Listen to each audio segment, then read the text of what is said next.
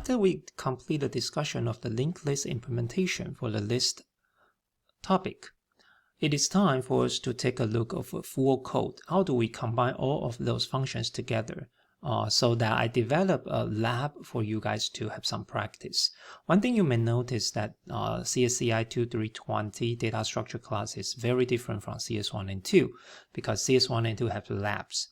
For data structure, this is how we're going to conduct the labs. So in the end of the topic, I have designed something for you guys to do some practice. I will not be able to do the basic debugs with you together line by line, code by code, because you should have some basic trainings in your CS1 and CS2 already, and that's why CS2 is the prerequisite for this class. I would, though, be able to answer some of your questions by saying that why this output is not working, why this function is giving me something else than I expected. So that's something we can discuss. However, I will not try to debug with you, sitting next to you, looking through your code line by line, and then tell you that you miss a semicolon. These are not the things that we will be able to conduct for you guys. So let's take a look at this code. The full linked list implementation, well, starting with the general things, include IO stream using namespace std. Then we need to define the node. This is the code that gives you the ideas of the data part as well as the next part for every single node that you have in declared. Then we try to put everything, the constructor, empty function, traverse function, insert and delete functions into what we call a pointer list class. Of course, this is the name that can be given by any user or any programmer. And here, it has a public point and as well as the private part. For the private part, it simply defines a pointer, which is top, and you all know how important it is for this pointer. So in the beginning, for the pointer list, when you try to call a pointer list, this is the constructor going to be, you make top equal to null. If it is empty, then top is equal to null, obviously. So that will give you the function of the empty function. If it is not null, then that means there's something over there. Inside of your insert operation, it takes two parameters. One is the element, the other one is the position. Before we do anything, we prepare the space by giving the new node, and then we try to remember where that location is going to be. And then we put the data part, we put the element into the data part. So that's the preparation work. If top equal to null means it's empty, and the position equal to 0, indicating that you want to insert the very first item into an empty linked list, then these two lines will going to make that happen. You make the next part equal to null and then top equal to new PTR. If it is not null, then that means there's already something in the linked list. And the position you want to insert again is 0. So what that will do is that you want to insert something in the very beginning of an existing linked list. So the next new PTR next will equal to the current top and make top equal to new PTR. If that's not the case, which means that you want to insert a node into any point inside of the existing linked list, then we will go through the process finding the pre-PTR, so that we need to define a pre-PTR and then make it equal to top. So it will start searching from the beginning, go through the for loop until we find the right pre-PTR, and then we can do the magic, making new PTR next equals to pre-PTR next, and then make pre-PTR next equal to new PTR, so that they will make the proper linkage for the new elements to do the insert.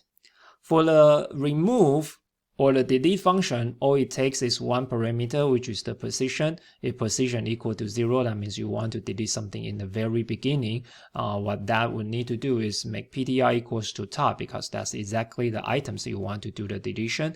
Top equal to pre-PTR equal to PTR next equal to the second item that is looking right now, and then you free the space, and basically you have successfully deleted the very first node. Otherwise, we need to go through the loop and then find the pre-PTR again, so that once we find the pre-PTR, we can say that PTR is the next one, and then we will be able to bypass that. So pre-PTR next equal to PTR next, and then we need to free the space. Once all of these are done, we can look through the insert and the delete operation. For the print function, this is very straightforward.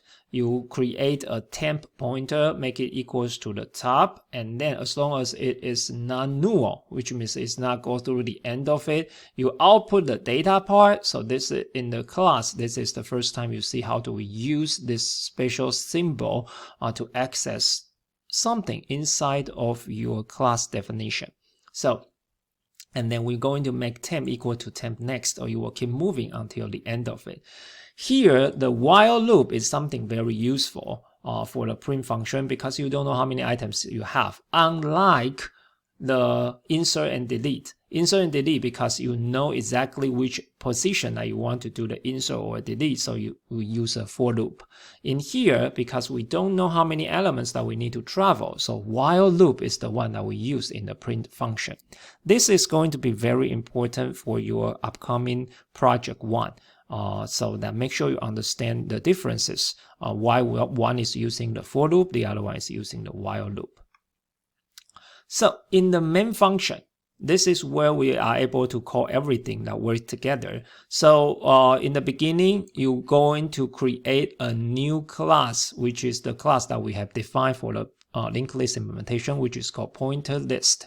So we create a new one, just like what we did before, create a pointer to remember where this whole thing going to be. So inside of that structure, S1 will be able to call the insert function. So you can see that this is the name that we provided, and then you will look into the insert function one by one. So ideally, you should understand that we want to insert the element of 10 at the very first location, 20 at the next location, 30 at the next location, 40 at the next location.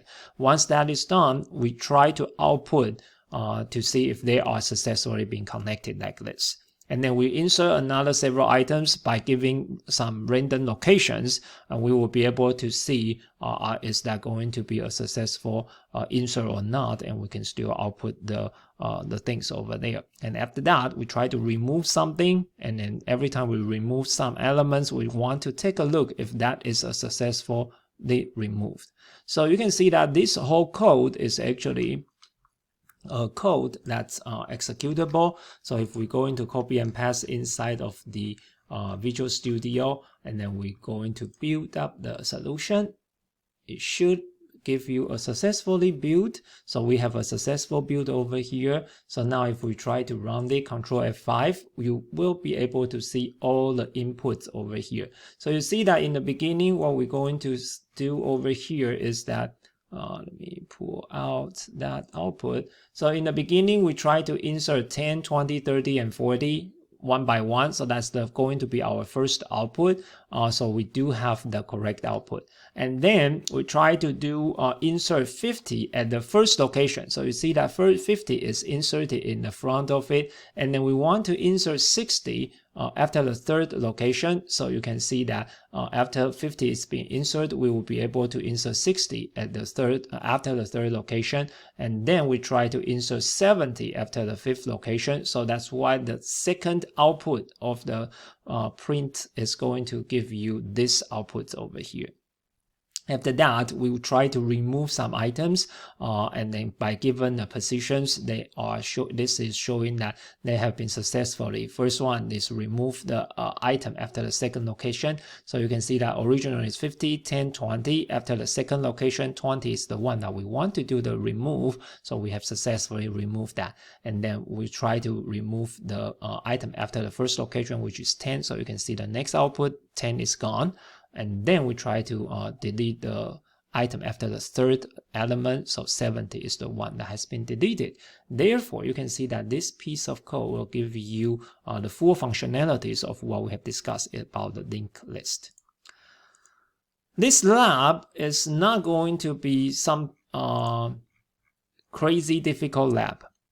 The lab is asking you to fully understand the code, and then really, seriously, you need to understand. I want you to understand the code first.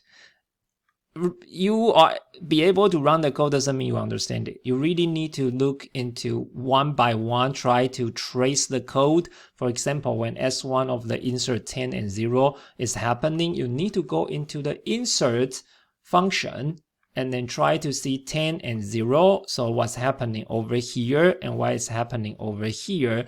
So that you will be able to have a full understanding of what is the exact transitions from each line of the code and what is the outputs of that. Once this is done, once you understand it, I want you to just randomly add 5 more inserts into the main function. Whatever you try to do, make it interesting. Try to look into what is the expecting output that you think it is and what is the program's output. And then after that, I want you to do 5 more remove so that you can add more removes over here and then try to see the output of your code. So this is for you to say have fun, for you to really fully understand the whole ideas.